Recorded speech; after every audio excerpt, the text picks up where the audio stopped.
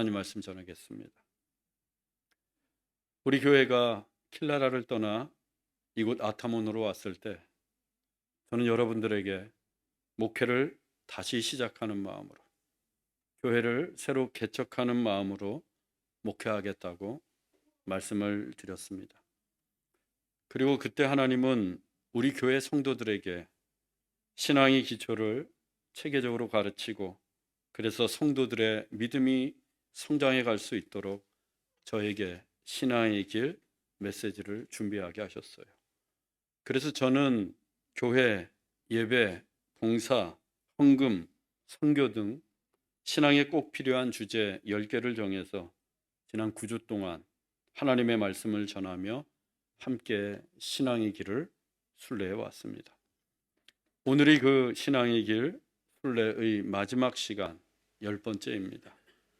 지난 9번의 주제는 오늘을 위한 메시지라고 해도 과언이 아닐 만큼 마지막 주제인 성령의 열매는 신앙의 길의 결론이기도 합니다.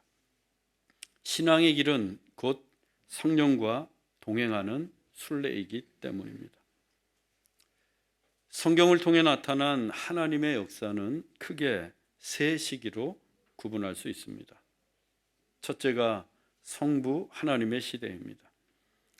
성부 하나님의 시대는 한마디로 구약의 시기입니다. 성경의 창세기에서부터 말라기까지 이 구약 시대가 성부 하나님의 시대입니다. 즉 성부 하나님께서 계시하시고 인류의 역사를 주관해 가신 시기입니다. 두 번째 시기는 성자 하나님이신 예수 그리스도의 시대입니다. 이 시대에는 예수님의 성탄과 생애, 예수 그리스도의 죽음과 부활의 시대로 신약 성경 중에 마태복음, 마가복음, 누가복음, 요한복음에 기록된 시기입니다. 세 번째가 성령 하나님의 시대입니다.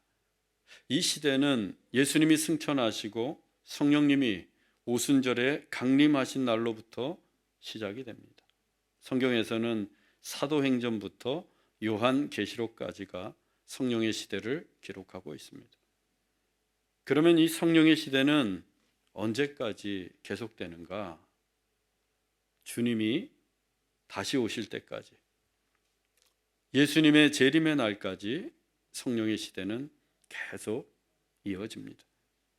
따라서 우리 역시 초대교회 성도들처럼 성령의 시대를 살고 있고 주님 오시는 그날까지 성령의 시대를 살아가게 됩니다. 그렇다면 무엇보다 성령님에 대해서 잘 알아야 합니다. 또 바르게 알아야 합니다. 그런데 오늘날 신앙의 문제 상당 부분은 이 성령님을 바르게 이해하지 못하는 데서 비롯된 경우들이 참으로 많습니다. 일부에서는 성령님을 감정적으로, 지나친 신비주의로, 또한 인간의 욕망과 뒤섞인 혼합주의로 이해하면서 성령론을 왜곡하고 있습니다. 마치 내가 나의 감정을 따라서 성령을 주도해 간다고 인식하는 거예요. 그러다 보면 신앙 전체가 왜곡될 수 있습니다. 또 일부에서는 성령을 바람, 불, 지진 등을 동반하는 초자연적인 현상으로 인식하거나 또 성령 충만을 단지 방언이나 예언, 신유의 능력과 같은 신비로운 은사를 받는 것으로 알고 있습니다. 그래서 초자연적인 성령 체험, 은사 체험을 신앙의 1순위로 여기고 거기에만 매달려서 신앙생활합니다. 물론 성령의 역사는 초자연적입니다. 그분 자체가 원래 자연을 초월해 계시는 하나님이시기 때문입니다. 그리고 성령의 은사 역시 방언, 치유, 예언 얼마나 신비롭습니까? 그렇지만 성령을 단지 초자연적인 현상 또는 신비로운 은사로만 이해한다면 그것은 성령님을 오해하고 있는 거예요. 성령은 현상이나 은사가 아니라 인격적인 분이기 때문입니다. 인격적이라고 하는 것은 나와 릴레이션십, 관계를 맺고 또 우리와 커뮤니케이션, 소통을 하고 또 인간과 펠로우십, 교제한다는 뜻입니다. 성령이 단지 현상이나 은사라고만 한다면 관계나 소통이 필요 없는 비인격적인 존재가 됩니다. 하지만 성령님은 하나님의 영으로서 우리 안에 거하시고 우리와 동행하시며 우리와 교제하시는 인격적인 분입니다. 성령의 신비로운 역사나 은사는 바로 그 인격적인 성령님으로부터 나오는 하나님의 능력입니다. 이 성령을 히브리 말로 루아흐, 헬라어로는 푸뉴마라고 합니다. 그 뜻은 둘 다 바람, 호흡, 숨을 뜻합니다. 바람, 호흡, 숨. 성령의 바람은 나와 무관한 바람이 아닙니다. 성령님은 저 멀리에서 나와 상관없이 하늘에서만 부는 바람이 아니에요. 오히려 내 안으로 불어오는 바람입니다. 나에게 불어오는 바람입니다. 그래서 나의 호흡이 되고 나의 숨결이 되는 분이 바로 인격적인 성령님이십니다. 또 다른 성령에 대한 왜곡은 이와는 정반대로 성경과 말씀 연구에는 깊은 관심과 열정을 가지면서도 성령님에 대해서는 신앙의 부속물 정도로만 여기는 사람들이 있습니다. 이들은 소위 성령 체험이나 불같은 성령의 역사, 또 성령의 기름 부으심, 이 같은 말만 들어도 거부감을 표시하거나 방언, 치유, 예언 등과 같은 성령의 은사에 대해서는 무관심으로 일관합니다. 이들은 성령님을 그저 하나님이 주신 은혜를 보존하고 우리를 그 은혜로 인도해 가시는 분, 그 정도로만 인식하고 있습니다. 이 경우 성령님은 성부 하나님과 또 성자 하나님에 비해서 열등한 수준으로 전락하게 됩니다. 하지만 성령은 삼위일체 가운데, 삼위일체 하나님 가운데 제3의 위격을 지니신 분으로 성부 하나님과 성자 예수 그리스도에 비해서 그 지위나 권능이 조금도 부족하시지 않습니다. 성부, 성자, 성령, 이 순서는 지위나 능력의 순서가 아니라 인간의 편에서 구별하기 위한 표시일 뿐, 성령님은 성부 하나님이나 성자 하나님과 관계에 있어서, 본질에 있어서 완전히 동등하신 하나님이십니다. 그렇기 때문에 성령님이 우리 안에 일하실 때 자녀들이 예언을 하고 노인들이 꿈을 꾸고 청년들이 환상을 보는 하나님의 역사가 나타나는 것입니다. 우리는 성경을 조금만 읽어도 성령님이 얼마나 중요한 분이시고 또 성령님이 우리 신앙생활에서 얼마나 지대한 영향을 끼치는지 알 수 있습니다. 먼저 하나님의 말씀인 성경입니다. 베드로후서 1장 20절에서 21절입니다. 성경의 모든 예언은 사사로이 풀 것이 아니니 예언은 언제든지 사람의 뜻으로 낸 것이 아니요 오직 성령의 감동하심을 받은 사람들이 하나님께 받아 말한 것입니다. 하나님의 말씀이 기록된 성경은 내가 은혜 받았다고 해서 즉흥적으로 자기 감정대로 사사로이 기록한 게 아닙니다. 오직 성령의 감동하심을 받아 기록했어요. 성령의 감동이 없이는 성경이 하나님의 말씀이 될 수 없습니다. 목사가 설교할 때도 마찬가지예요. 이 강단에서 선포되는 설교를 우리는 하나님의 말씀이라고 여기고 있습니다. 그런데 제가 성령의 감동하심이 없이 성령의 감동하심을 받지 않고 설교를 한다면 그것은 허공을 치는 인간의 말일 뿐 하나님의 말씀이 될 수 없습니다.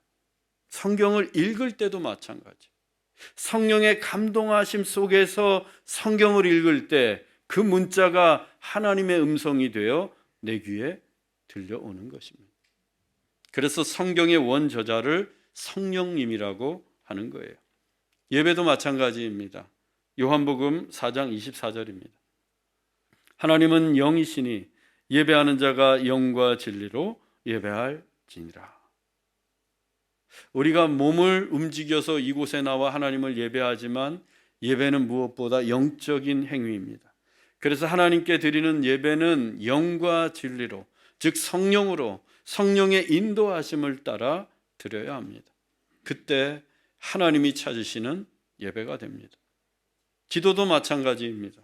에베소서 6장 18절입니다. 모든 기도와 간구를 하되 항상 성령 안에서 기도하고. 기도도 그냥 하는 게 아니에요. 내 기분에 따라 하는 게 아닙니다. 항상 성령 안에서. 모든 기도와 간구는 언제나 성령 안에서 기도해야 합니다. 그래야 하나님이 들으시고 응답해 주세요. 우리가 죄사함을 받고 거룩하게 되는 것도 마찬가지입니다. 고린도전서 6장 11절입니다. 하나님의 성령 안에서 씻음과 거룩함과 의롭다 하심을 받았느니라. 우리의 죄가 씻겨지고 우리가 거룩해지고 우리가 의롭게 되는 것도 하나님의 성령 안에서 이루어지는 역사입니다. 우리의 의지나 결단 때문이 아니라 오직 성령 안에서만 정결해질 수 있고 성령 안에서만 거룩하게 돼요. 뿐만 아니라 우리의 삶, 우리의 행함도 성령님과 관련되어 있습니다. 갈라디아서 5장 16절입니다. 너희는 성령을 따라 행하라. 그리하면 육체의 욕심을 이루지 아니하리라. 여기에서 행하라는 단어는 우리가 말하고 생각하고 행동하는 모든 것을 포함하는 단어입니다. 즉 우리가 말하고 행하고 살아가는 것도 성령을 따라 행할 때에만 육체의 욕심을 이길 수 있습니다. 마음 먹는다고 우리의 욕망을 이겨낼 수 없어요. 성령을 따라 행할 때 우리가 그 욕심을 이길 수 있습니다. 그래서 성령을 따라 행하는 것, 성령을 따라 사는 것이 참으로 중요합니다. 우리는 종종 이렇게 기도합니다. 성령님, 우리를 하나님의 뜻 가운데로 인도해 주세요. 성령님, 육체를 이길 수 있도록 힘을 주세요. 네, 맞습니다. 기도는 이렇게 해야 합니다. 성령의 인도하심을 구해야 합니다. 그런데 기도만 하면 끝나는 겁니까? 기도만 하면 성령님이 자동으로 우리를 인도해 가시던가요? 그렇지 않아요. 성령님은 분명 우리를 인도해 가시지만 우리가 그 인도하심에 순종할 때, 만일 우리가 그 인도하심을 따르지 않고 성령을 따라 살지 않는다면 그냥 또 제자리일 뿐이에요. 우리는 기도 중에 또 찬양을 하는 중에 말씀을 듣는 중에 가슴이 뜨거워지고 은혜가 임하는 것을 경험합니다. 그때 성령께서 우리가 가야 할 길을 보여주세요. 우리가 해야 할 일을 가르쳐 주십니다. 그것이 성령의 인도하심이에요. 그런데 우리가 그 길로 가지 않고 그대로 행하지 않는다면 어찌 되겠어요? 늘 마음만 뜨겁고 많은 거예요. 은혜는 받았는데 삶이 변하지 않습니다. 왜? 성령을 따라 살지 않기 때문이에요. 좀 더 쉽게 설명을 하면 성령의 인도하심은 일종의 맵, 지도입니다. 우리가 어디로 가야 할지를 보여주는 지도예요. 그런데 지도만 있다고 해서 우리가 목적지에 도착할 수 있습니까? 없어요. 그 지도를 따라 가야지만 도착할 수 있습니다. 그곳이 어디가 되었든 지도를 따라서 걸어가든 기차를 타고 가든 차를 타고 가야지 우리가 가고자 하는 목적지에 도착할 수 있어요. 마찬가지로 성령님이 우리 마음에 거룩하게 살도록 도전을 주셨다면 그 성령님을 따라 행할 때 우리가 육체의 소욕을 이기고 거룩하게 살 수 있습니다. 그리고 성령을 따라 행하면 행할수록 우리의 존재는 성령의 사람이 되어갑니다. 성령 충만한 삶도 다른 게 아니에요. 뭔가 막 충만해지는 게 아니에요. 내가 성령의 인도하심을 따라 살아가는 것, 그 삶이 더 풍성해지는 것, 그것이 바로 성령 충만한 삶입니다. 이 삶과 같이 우리가 말씀을 묵상하고 예배하고 기도하고 거룩하게 되고 또 살아가는 순간순간이 모두 성령님과 관련되어 있어요. 그래서 성령이 없이는 신앙생활 자체가 불가능합니다. 그렇다면 하나님을 신앙하는 우리는 반드시 성령으로 예배하고 성령 안에서 기도하고 성령의 감동하심 속에 말씀을 대하며 또한 성령을 따라 살아야 합니다. 즉 성령의 사람이 되어야 합니다. 그때 비로소 성령의 열매가 맺게 되는 거예요. 본문 22절로 23절입니다. 오직 성령의 열매는 사랑과 희락과 화평과 오래 참음과 자비와 양성과 충성과 온유와 절제니. 본문은 그 유명한 성령의 9가지 열매입니다. 이 사랑, 희락, 화평, 오래 참음, 자비, 양선, 충성, 온유, 절제, 이 9가지는 예수님의 초상입니다. 즉 성령의 사람들이 삶으로 드러내는 예수 그리스도의 인격과 성품이 성령의 열매입니다. 열매는 심은 대로 거두는 법입니다. 사람이 무엇으로 심든지 그대로 거두리라. 그래서 콩 심은 데 콩이 나고 팥 심은 데 팥이 나는 게 하나님의 원리입니다. 우리도 우리가 심은 것을 거두는 거예요. 인생에서 무엇이든 심은 대로 거둡니다. 따라서 우리가 무엇을 심을지를 결정하면 무엇을 거둘 수 있는지도 미리 알 수 있는 거예요. 오늘 우리가 무엇을 심고 있는지가 내일 거둘 열매의 모습입니다. 여러분은 오늘 무엇을 심고 계십니까? 오늘 무엇을 심으셨어요? 그것이 내일의 열매입니다. 좋은 열매를 맺으려면 당연히 좋은 씨앗을 심어야 합니다. 마찬가지로 성령의 씨앗을 심을 때 성령의 열매를 거둘 수 있습니다. 사랑의 씨앗을 심어야 사랑의 열매를 거둘 수 있고, 오래 참음의 씨앗을 심을 때 오래 참음의 열매도 거두게 됩니다. 또 충성의 씨앗을 심고 온유의 씨앗을 심을 때 충성과 온유라는 아름다운 성령의 열매를 맺게 됩니다. 중요한 것은 열매를 맺으려면 시간이 필요하다는 것입니다. 씨를 뿌렸다고 해서 곧바로 열매를 내는 게 아니에요. 아무리 작은 열매라고 해도 그 씨앗이 싹을 내고 줄기가 자라고 잎이 나야 꽃이 피고 열매도 맺는 겁니다. 그러기 위해서는 시간이 필요합니다. 특히 성령이 한 인생을 열매 맺게 하시는 과정은 더 많은 시간을 필요로 합니다. 하나님이 아브라함을 부르시고 곧바로 그가 믿음의 조상이 된 게 아니었습니다. 그 부르심을 받고 고향 땅을 떠난 지 25년 만에 그는 첫 아들 이삭을 얻었고, 또 그때로부터 20년 가까이 지나서 이삭을 번제로 바쳤을 때 비로소 믿음의 조상이 될 수 있었습니다. 약 40년이 걸렸어요. 하나님이 모세를 출애굽의 지도자로 부르신 때는 모세가 힘있고 권세 있는 애굽의 왕자일 때가 아니었습니다. 그때로부터 역시 40년이 지나고 힘이 다 빠진 80세 양치기 노인이었을 때입니다.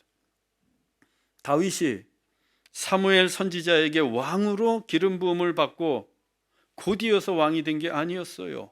그때로부터 10수년의 광야 생활을 거치고서야 이스라엘의 왕이 될 수 있었습니다. 바울이 다메섹 도상에서 빗속에서 예수 그리스도를 만난 후에 곧장 사도 바울이 된 게 아닙니다. 아라비아 광야에서 3년, 또 고향 땅 다소에서 10년을 보내고서야 사도의 사역을 시작할 수 있었습니다. 저도 신학교에 입학해서 곧바로 목사가 된 게 아닙니다. 입학한 날로부터 정확하게 7년이 지나고서야 겨우 목사가 될 수 있었습니다. 이렇듯 다 때가 있고 시간이 차야 열매가 맺는 법입니다. 하물며 예수님의 인격과 성품의 결정체인 성령의 열매이겠습니까? 성령의 씨앗을 심고 기다려야 합니다. 하나님의 때를 기다려야 합니다. 그 사이에 씨앗이 잘 자라도록 성령 안에서 성령을 따라 살면서 믿음으로 돌보아야 합니다. 이때 필요한 게 꾸준함입니다. 지속성입니다. 성령의 씨앗을 꾸준히 심고 성령 안에서 예배도 기도도 말씀 생활도 꾸준히 하고 지속적으로 하고 우리의 삶 역시 성령을 따라 꾸준히 행해야 합니다. 그러면 어느 날 믿음의 분량이 충만하게 찰 때, 하나님의 때가 되었을 때 성령의 열매들이 나의 삶과 인격에 맺히게 됩니다. 우리 모두는 성령의 열매를 맺어야 돼요. 다른 사람, 목사나 장로만 맺는 게 아니라 우리 모두는 성령의 열매를 맺어야 합니다. 저는 여러분들이 꾸준히 지속적으로 성령을 따라 신앙생활하면서 꼭 성령의 열매를 맺는 성령의 사람들이 되기를 바랍니다. 성령의 열매는 모두 9가지인데 3그룹으로 묶을 수 있습니다. 첫 번째 그룹이 사랑과 희락과 화평입니다.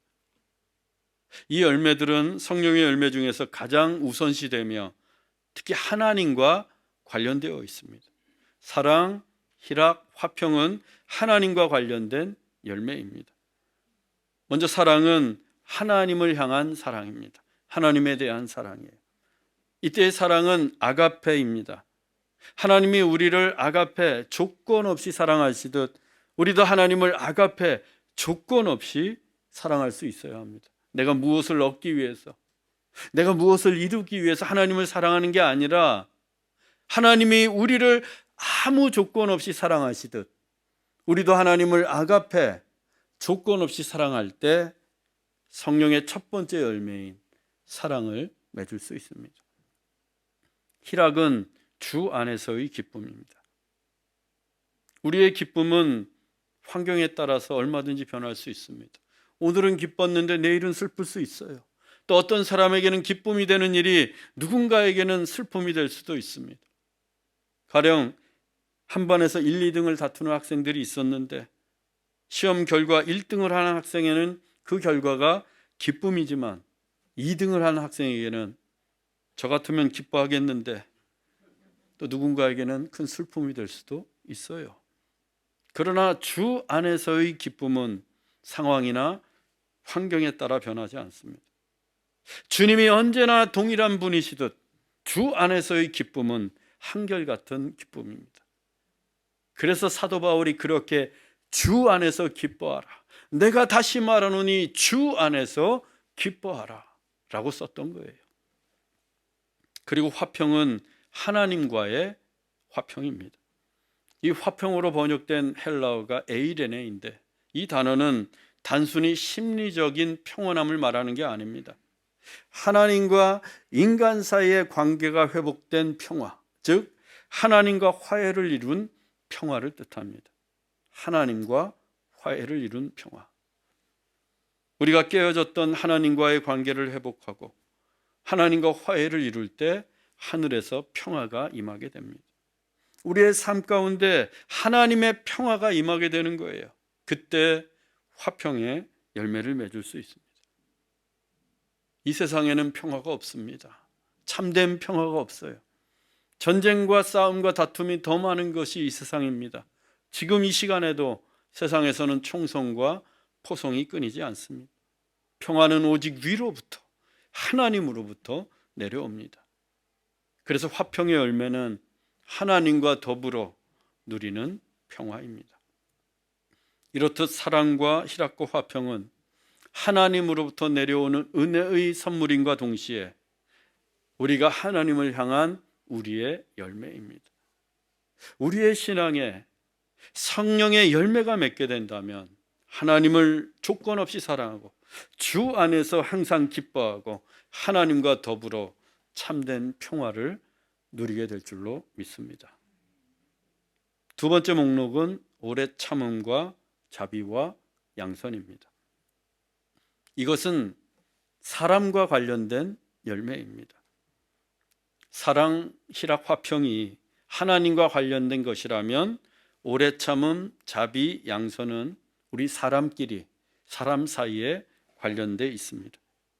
먼저 오래 참음은 우리를 괴롭히거나 핍박하는 사람들에 대해서 인내하는 것입니다. 오래 참음은 그래서 복수하거나 원한을 갖지 않습니다. 악을 악으로 갚지도 않고 그저 묵묵히 예수님께서 십자가의 고통을 참아내시듯 인내하고 참는 것입니다. 현대사회가 가정에 불화가 많은 것도 성격 차이 때문이 아니에요. 오래 참지 못한 결과입니다. 남편을 오래 참고, 아내를 오래 참고, 자식을 오래 참고, 부모를 오래 참는다면 그 가정은 분명 행복한 가정이 되고 성령의 가정이 될 것입니다. 교회도 사회도 마찬가지입니다. 자비는 우리가 사랑하고 구제하고 사랑으로 구제하고 긍휼을 베푸는 것입니다. 경제와 과학이 아무리 발달을 하고 아무리 선진국이라고 해도 여전히 가난하고 소외된 사람들이 있습니다. 그 사람들을 돌보는 것이 우리 그리스도인들의 오래된 책임이요 의무입니다. 하나님은 구약 시대로부터 가난한 사람들, 과부들, 고아들에게 자비를 베풀라고 말씀해 주셨습니다. 또 예수님은 내 이웃을 내 몸과 같이 사랑하라 라고 말씀하십니다. 이처럼 하나님은 우리에게 자비로운 삶을 요구하십니다. 그래서 성령의 사람은 어떤 사람인가? 자비로운 사람입니다. 자비가 흘러넘치는 인생이에요. 때문에 성령의 사람이 있는 곳은 온도가 달라요. 분위기가 다릅니다. 공기도 달라요. 훈훈하고 따스하고 밝아집니다. 저는 우리 교회가 자비로운 공동체, 정말 따스하고 훈훈하고 밝은 공동체가 되기를 소망합니다. 다음은 양선입니다.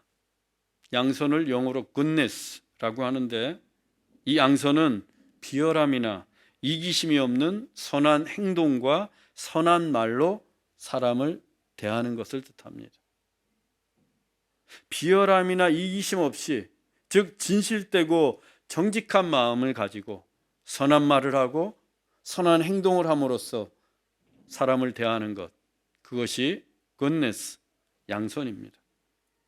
그래서 양선의 사람은 불의하거나 거짓말하면서 사람을 대하지 않습니다. 또 비열하게 고의로 남에게 해를 입히지도 않습니다. 언제나 선한 마음으로 대하고 선한 말을 합니다. 가는 말이 고우면 오는 말도 고운 법이에요. 내가 양선을 베풀면 언젠가는 반드시 양선으로 되돌아옵니다. 우리가 사람들 속에서 오래 참고 자비를 베풀고 양선의 사람으로 살아간다면 우리가 있는 그곳이 하나님의 나라가 되고 성령이 역사하는 곳이 될 것입니다. 세 번째 목록은 충성과 온유와 절제입니다. 이 열매들은 개인적인 삶과 관련되어 있습니다. 즉 나와 직접적으로 관련된 열매가 충성, 온유, 절제입니다. 이 충성을 헬라어로 피스티스라고 하는데 신실한 믿음을 뜻합니다. 신실한 믿음. 하나님께 충성하는 것은 단지 나의 의지나 열정만 가지고 되지 않아요. 무엇보다 신실한 믿음이 필요합니다. 만일 믿음 없이 헌신하고 믿음 없이 충성하면 그 사람은 시험에 빠지게 됩니다.